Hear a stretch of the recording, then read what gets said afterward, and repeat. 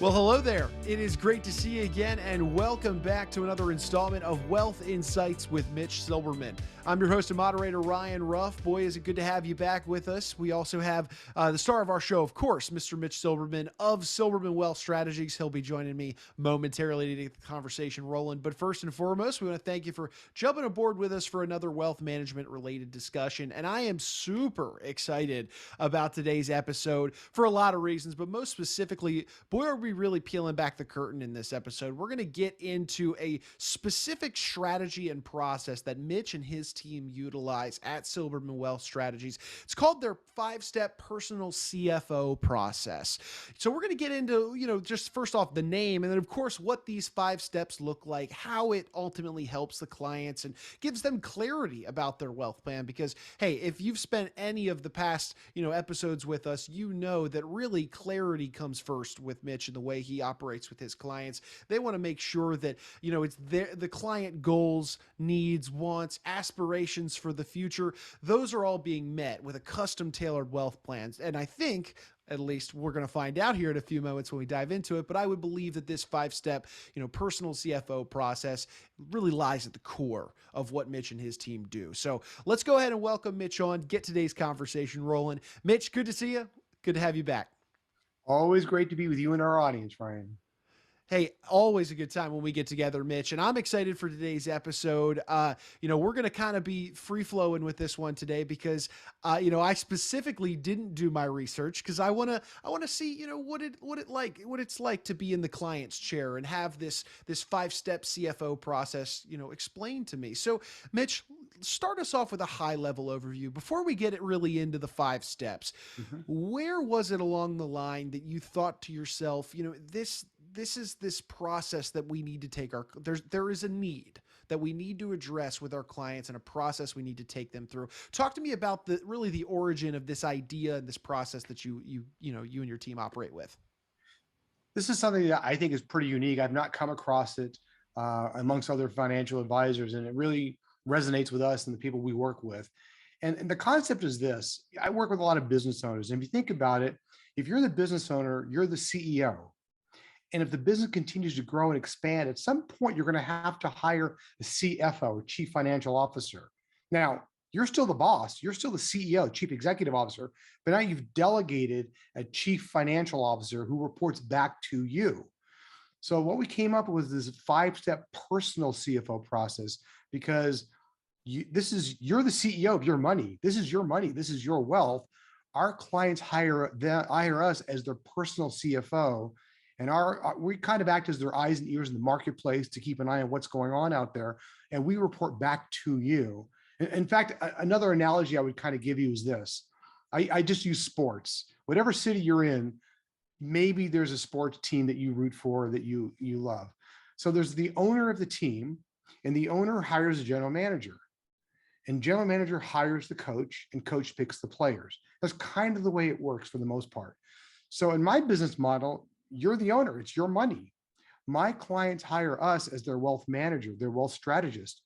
We then find different institutions of expertise in certain areas, and we kind of put that together as part of the portfolio. Then those institutions pick individual holdings or real estate or whatever it may be. So my job is to hire, monitor, if necessary, fire different financial institutions on behalf of the client, and of course, always report back to you.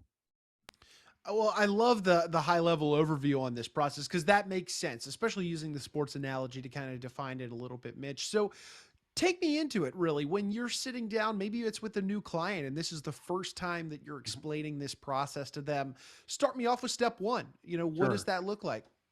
Well, we call it our discovery meeting. And again, it's all about you. It's not about me. You're not going to walk in and I'm going to say, let me tell you about the greatest investments in the world. No, no, no, no. This is about you. We want to discover what's important to you, to your family. How do you want to live an amazing life of significance? What are some of your goals? What keeps you up at night? What do you worry about? What has happened in your past that would help me design a better financial roadmap for you?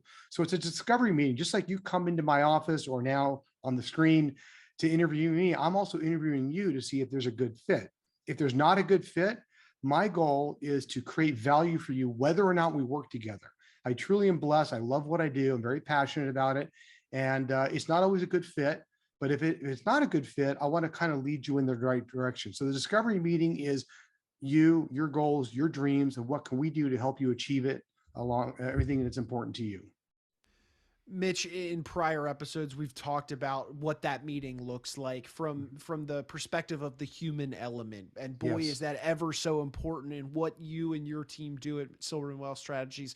So, before we move on to further steps, let's reiterate that maybe for anybody that wasn't able to join us for that Mhm. conversation surrounding the human element and how it really plays a role within wealth management.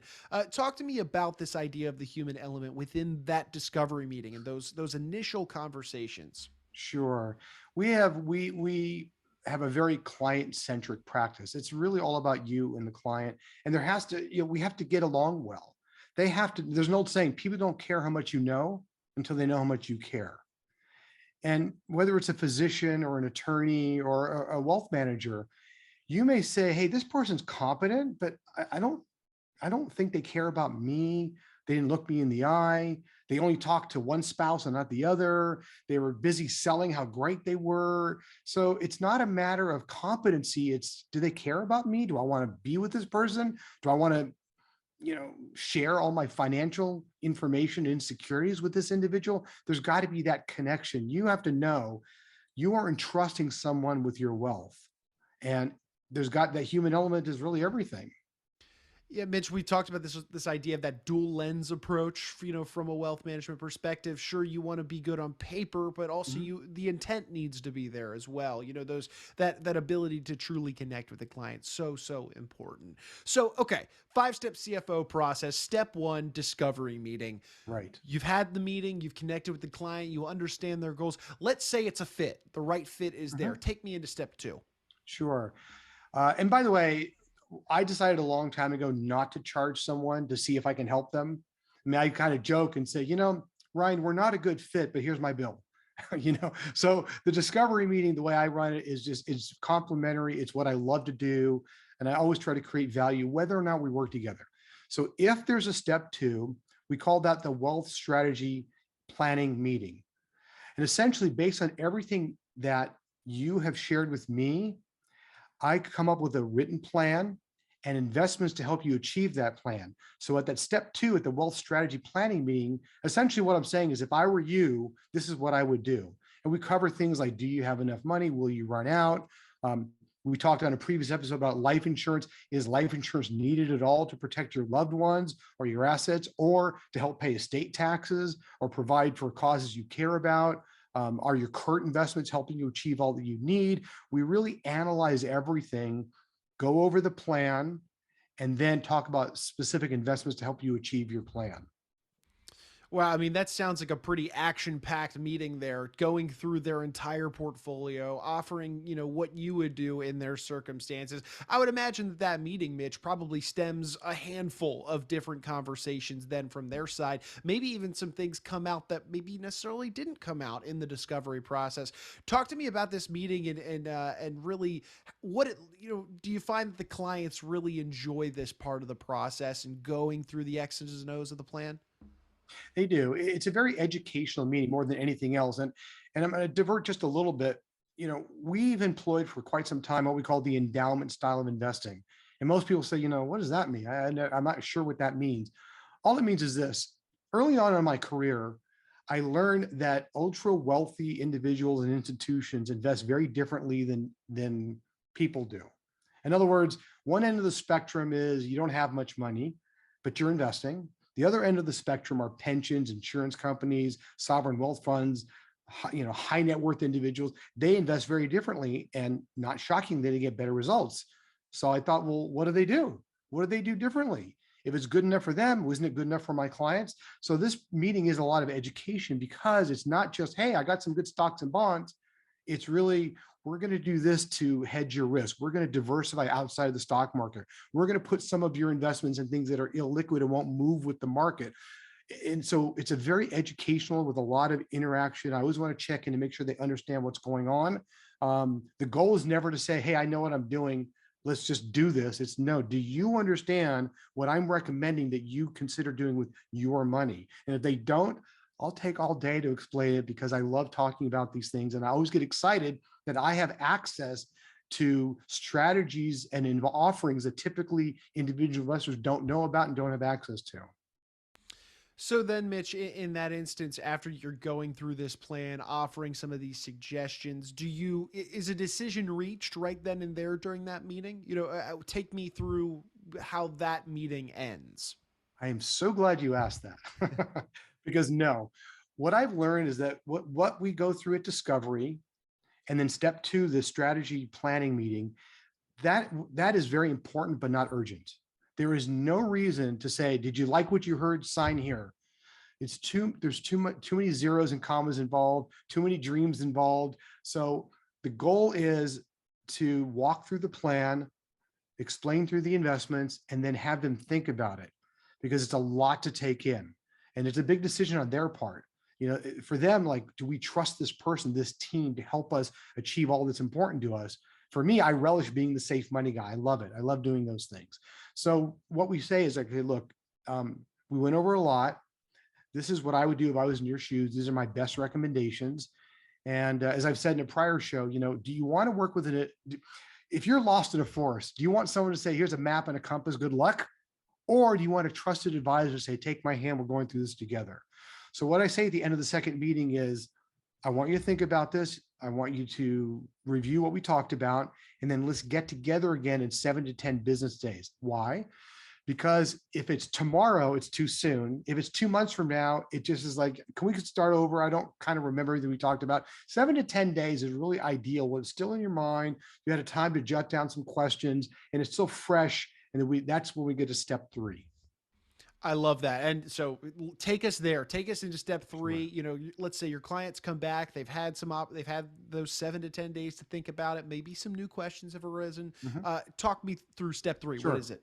So we call step 3 either the implementation meeting or the mutual commitment meeting, because that's where we are mutually agreeing to work together. And so we start that meeting with any questions you have.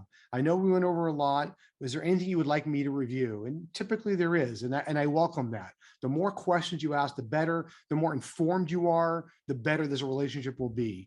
So we typically start off with review, answering questions, walking through everything. And at that point, we are agreeing to work together. So at that point, what I do is I get my client, my staff involved, and they say, okay, just so you know, my staff is going to, now we do electronically or in person, we start autographing documents, right? If you've ever moved money around or taken out a mortgage or opened an account, there's a lot of things to sign. So that's why I have team members around. This is what they're good at. So step 3 is a mutual commitment. We agree to work together. And that's when we have what we call a signing party where documents get authorized. So we go through the signing party. A lot of autographs are being, thrown out there. Where does step 4 come into play, and what does step 4 really entail? Because here we are, the plan of attack is in motion. What comes next? Well, typically, just to back up, Ryan, the step 3 meeting typically ends with me saying to them, congratulations, because they've taken a very important step towards achieving what's important to them and their family going forward. And prior to March of 2020, those meetings would typically end with a hug, because in my practice, there's typically more handshakes than hugs, and that's the way that I like it. So step 4 is, okay, Mr. and Mrs. Client, we have authorized the documents, or we're about to. Money is going to be moved around. So you're going to get inundated with emails and paperwork from the old company. And we want to do this as seamlessly as possible, but it does take time to move money around. And so step 4 is kind of, we call an organizational meeting. We get together typically 45 days later. And at that time, everything should have moved. And we review where everything is. I have a very safe, secure online portal where my clients can access everything they have with me and even outside of me online 24/7. So I kind of walk them through that. My staff and I walk them through how they can access that portal. And we want to make sure the amounts transferred were done correctly. And listen, we're in a post-Madoff world still. So it's always good to get confirmation that the money met from where it was supposed to go to where it should be. You always want to see that proof. Don't take anyone's word for it. So step 4 is really the organizational meeting to make sure everything is where it's supposed to be, and on an online portal. And now we're good to go. And Mitch, boy, is that ever so important. I mean, we've talked in past episodes, just about the importance of ongoing and regular routine maintenance of a wealth plan. Circumstances change. Look at the last year and a half we've all experienced. No one saw that coming. So Right. you've got to make sure that your plan stays up to date, stays current, and that you're able to review over a period of time. So here we are. Implementation has begun 45 days after. We're already circling back to look at Yep. the progress and track the motion that's happened. Okay, let's say we've got great things to report here in step 4. Where does that fifth and final step come into play, and what goes on with that, Mitch? It's like you're a mind reader. So step 5 is what we call regular progress review meetings. With our high net worth clients that we work with, typically we like to meet quarterly. And so what I've heard over the years, Ryan, is do you have a financial advisor? Yeah. Do you like them? Her? Yeah. How often do you hear from them? No, once a year they send me an email, and it's like, okay. We do the opposite. We want to proactively reach out to you. We're going to be your favorite nudges. We're going to go out and we put it on the calendar. We asked, do you want to meet 3 times to have a regular progress review meeting for exactly the things that you said, Ryan? Life changes, circumstances change, investments need to be monitored. So we want to stay ahead of it as much as possible, find out what's going on in you and your life and what's going on with your investments. Do we need to make changes? Because things have to be monitored always. The days of set and forget are gone. So, and Mitch, I would imagine during some of those, those regular progress review meetings, there are probably some conversations that arise where you say, "Hey, we were looking at this plan and we need to shift it because Right. circumstances have changed and we need to." So there's, I would imagine, a lot of collaboration that goes into some of those meetings when things need to change, and there's a matter of a conversation that needs to be had. Do you find that these routine progress meetings are enjoyed by the clients and gives them kind of a sense of satisfaction to know that, hey, we're making the right decisions because we're reviewing regularly? Yes, I think they're invaluable. I'm only smirking because I have one client. It was so sweet. We were reaching out every 3 months to meet with them, and they were very successful. And they literally wrote to me in an email, "Do we have to meet every 3 months?" And it was so cute. I said, "No, we don't have to, but we want you to know we're thinking about you. We're ready to meet. We want to be ahead of the curve. So we don't require anyone to meet with us 3 times a year or 4 times a year."